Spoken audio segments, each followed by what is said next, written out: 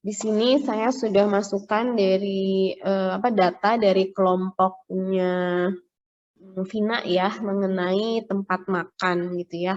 Jadi ada penelitian yang ingin melihat bagaimana preferensi tempat makan mahasiswa Unikom gitu ya. Seperti apa. Nah, di sini saya sudah coba lihat ya datanya, kita akan melihat bagaimana kategori analisis regresi dengan antara kategori kepuasan makan di tempat tersebut gitu ya, kepuasan makan di tempat tersebut dengan selalu beli makan di tempat tersebut enggak gitu ya. Apakah jika dia puas dengan tempat makan tersebut, apakah dia akan kembali lagi makan di tempat tersebut gitu ya. Sudah jelas ini analisis regresinya gitu ya. Faktor sebab akibatnya sudah jelas gitu ya.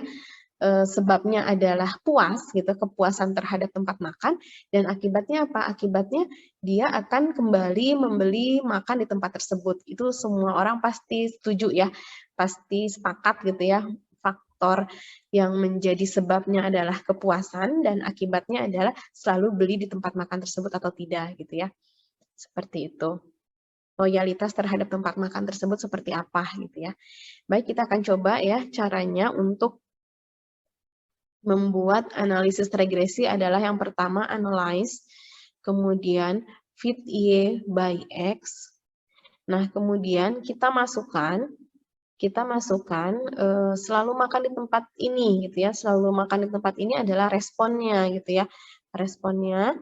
Kemudian kalau X faktornya adalah tingkat kepuasan ya, kepuasan terhadap tempat makan.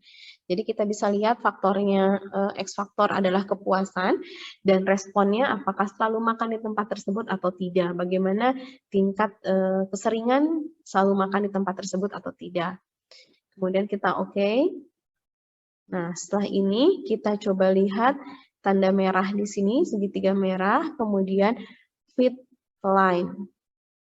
Nah, kita lihat di sini fit line-nya ya. Nah, artinya apa? Artinya bobot pengaruh sebab akibat antara kepuasan di tempat makan dengan selalu makan di tempat makan tersebut adalah 0,52. Artinya apa? Artinya bobot pengaruhnya sedang gitu ya, 0,52 sedang. Nah, kemudian R square. Nah, garis ini mewakili data 0,26 gitu ya. Karena letaknya ini cukup berjauhan ya, yang dekat hanya ini. 2 titik ini ya yang berdekatan. Nah, kemudian kita lihat signifikan value-nya. Signifikan value-nya sangat signifikan ya, karena nilainya kurang dari 0,05. Jadi kemungkinan prediksinya benar gitu ya. Nah, itu untuk membaca analisis regresi. Nah, kita bisa mengeksklud data yang letaknya berjauhan dari garis merah ini ya. Mungkin nanti kalau kita eksklud nilai bobot pengaruhnya akan lebih naik. Kemudian nilai R square-nya pun akan naik ya. Caranya kita klik tanda titik yang ada di ujung ini yang letaknya jauh dari garis merah ini, kita klik, kemudian kita tabel, row, kemudian exclude. Nah, setelah di-exclude, kita kembali lagi ke data tempat makan. Ya. Karena tadi sudah ada yang di-exclude ya. Sebentar, ini klik, kemudian exclude. Kita coba lihat. Nah, ini sudah di-exclude ya, yang nomor 31 itu sudah di-exclude. Nah, kita coba lagi analyze, fit Y by X, kemudian selalu makan di tempat tersebut adalah respon. Kemudian kepuasan terhadap fasilitas tempat makan adalah faktornya, faktor kepuasannya. Kemudian kita oke-kan. Kemudian tanda merah segitiga, kemudian fit line.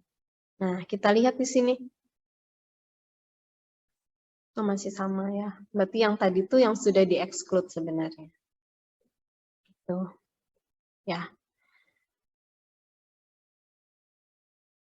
Nah, ini yang sudah di-exclude ya. Coba kalau kita lihat yang ternyata ini yang sudah di-exclude ya, nilainya sama. Kita coba yang ini tapi tidak di-exclude ya. Nah, kita lihat, kita close dulu. Ini yang tidak kita exclude. Nah, ini yang tidak kita exclude ya, 31-nya. Analyze with Y by X, kemudian